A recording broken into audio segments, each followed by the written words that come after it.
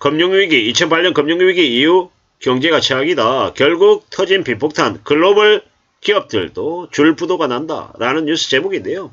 이 뉴스 제목을 조금 바꿔서 금융위기 이후 최악의 경제상황이고 결국 터진 빈폭탄, 한국 기업들 줄부도 난다. 라고 헤드라인 제목을 조금 바꿔도 하나도 이상하지 않습니다.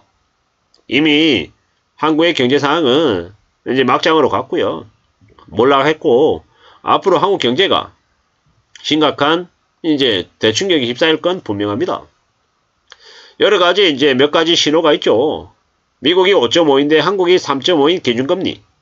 그리고 이제 한국의 가계부채가 GDP 100%가 넘어가는 수치. 그리고 원달러 환율이 1330원, 1350원. 이게 이제 당연한 것처럼 느껴지는 그런 분위기.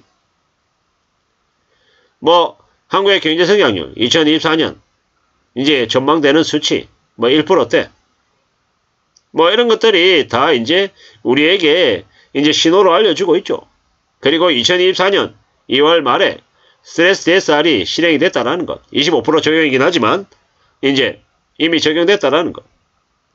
그리고 이제 앞으로 남아있는 이제 경기 대응 완충 자본, 충당금 적립, 이런 것들이 앞으로 기다리고 있다라는 건 결국 대출이 줄어든다라는 건 뭘 의미하는 거겠습니까? 금융권들이 대출을 더 이상 해줄 여력이 없다라는 건 대출을 지금 현재 더 늘렸다가는 금융권조차도 지금 대충격에 휩싸여서 같이 망할 수 있다라는 그런 위기감 때문에 대출을 줄이는 겁니다. 그리고 보통의 사람들, 서민들, 그리고 기업들 대출 한도가 줄어든다라는 건 어떤 의미입니까? 자금을 조달할 수 있는 그 이자 비용이 올라간다는 얘기인 거고 가상금리가 물려진다라는 겁니다. 지금 대한민국에 있는 많은 기업들이 이래가지고 영업이익을 내서 이자도 못 낼 판인 건데 지금 현재 이 상황이 별일 아닌 것처럼 지나갈 수 있냐라는 겁니다. 많이 어렵다라는 겁니다. 이미 우리가 잘 알고 있다시피 시중금리가 높은 상태입니다. 억지로 누르고 또 누르고 있지만 어느 시점이 지나면 지금 현재 이제 시중금리에서 몇 프로 이상, 3에서 5% 이상 더 급등할 수 있습니다. 급등합니다. 그러면요. 왜 그렇게 올리겠어요? 이자를, 원금을, 원리금을 제대로 안정적으로 상대방이 내지 못할 것 같다라고 하는 그런 부담, 리스크를 감안해서 금리를 가산을 하는 거예요. 결국 그러면 이제 옥석가리기가 되는 거죠. 이제 망가지고 무너지고 하는 이제 기업의 알짜 자산들을 금융권들이 이제 가져가는 거죠. 가져가서 이제 경매 처분해서 채권에서 하려고 하는 거고. 이 개인도 마찬가지고. 개인의 그 부동산들 아니면 각종 다른 여러 자산들을 가져가서 현금화해서 채권들을 해결하는 거예요. 이러면 이제 결국은 이제 개인이든 기업이든 이제 무너지는 거고 망가지는 거죠. 뭐 때문에요? 무리하게 쓴 빚 때문에. 빚 돌려막기가 이제 더 이상 되지 않으니까 이제 그때부터 이제 무너지는 거예요. 이러한 엄청난 일이 이제 앞으로 계속 벌어진다라고 보면 맞습니다. 이제 충격적인 일이죠. 근데 이게 갑자기 퍽 하고 튀어나온 얘기냐? 아니죠.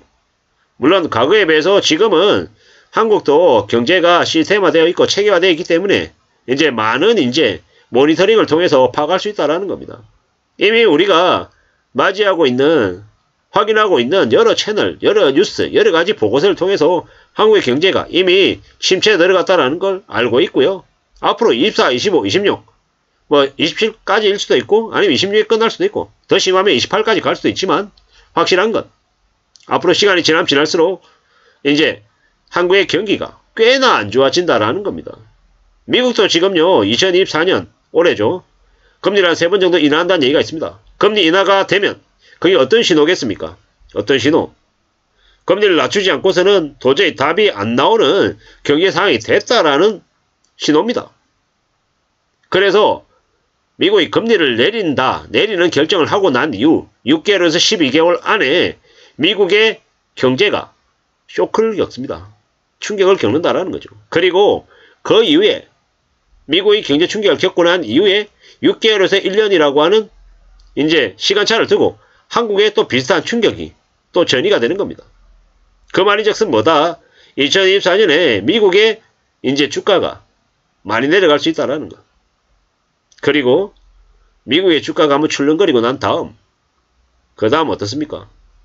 그 다음에 한국에서도 똑같이 그 쇼크가 생길 거다라는 겁니다. 우리 이제 잘 따져보고 잘 생각하고 잘 고려해야 되는 시기가 이제 오는 겁니다. 앞으로 두려운 마음을 가지고 염려하면서 살아야죠. 비폭탄이 터지면 폭탄이 터지면 어떻습니까? 그 주변 일대가 초토화되는 거죠. 우리네 사람, 우리 가까운 주변 사람들이 만약에 비폭탄에 포탄 맞고 쓰러지면요. 우리한테도 같이 여파가 온다라는 겁니다. 나하고는 상관이 없는 게 아니라 내 주변에 있는 사람들이 이제 그런 충격을 겪으면 나에게도 원하든 원하지 않든 좋아하든 싫어하든 그런 충격이 닥친다. 그러면 이제 사람들은 더 움츠러들고 더 염려하고 더 이제 보수적으로 바뀔 거다라는 겁니다. 그게 이제 앞으로 이제 벌어질 일이다라고 생각하면서 살아가야 될 겁니다. 참 무서운 얘기죠. 참 두려운 얘기입니다.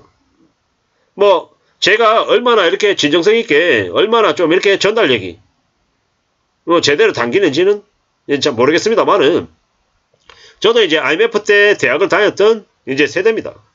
무섭더라고요. 거짓말처럼 있잖아요. 같이 학교를 다니던 후배와 동기와 선배가 일거에 사라지는 걸 봤어요. 그냥 공포영화 찍는 것 같은 느낌이 들었던 거죠. 98년 제 대학교 4학년 때 선배들이 이제 저축성 보험 들라고 상품을 가지고 왔어요. 그 당시에 고정금리 7.5%. 근데 제가 이제 뭐라고 얘기했냐면 선배들이 와서 우리 데리고 사기친다고. 아니 은행에 적금 넣으면은 이자를 10% 쳐주는데 아니 고정금리로 10% 쳐주는 세상에 무슨 저축성 보험이라고 7.5%를 넣으라고? 바보 아니야. 어디 사기치고 있네 라고 했는데 그러고 저는 안 들었죠. 근데 그 당시에 우둔하게 저축성 보험을 7.5% 든 친구는요. 지금요. 지금 이제 엄청난 수익을 이제 가져가고 있는 거죠. 무슨 얘기를 하고 싶냐. 이제 세상이 변하더라는 겁니다. 앞으로 우리가 맞게 될 세상이 또 많이 뒤집어질 거예요. 근데 뒤집어지고 위기를 겪고 나면 그 위기가 또 계속 쭉 가는 게 아니라 어느 시점이 되면 또 다시 나아지더라는 겁니다. 그리고 지금은요. 그 어려워지는 시기로 들어가는 입구다, 초입이다라고 생각하면 맞겠습니다. 긴 이제 어둠의 터널 안으로 들어간다라고 생각해야죠. 그리고 그 터널을 또 나오는 시기가 있고요. 지금은 터널을 들어가는 입구에 있는 거기 때문에 두 눈 바짝 뜨고 좀 예의주시하면서 그 이제 어둠의 터널 안에서 좀 이제 적응하면서 내 시야가 밝아지고 주변이 보일 때까지는 좀 이제 집중하고 좀 이렇게 마음을 단단히 먹어야 된다는 말씀을 드리는 거죠. 앞으로요. 비폭탄 틀릴 수밖에 없다. 기업이든 개인이든 우리 주변이든 많은 일들이 벌어질 것이다. 정권사의 간판이 바뀌고 대기업의 간판도 바뀌고 개인들의 그 부동산 소유주도 이름이 바뀔 거다라고 보면 맞겠습니다.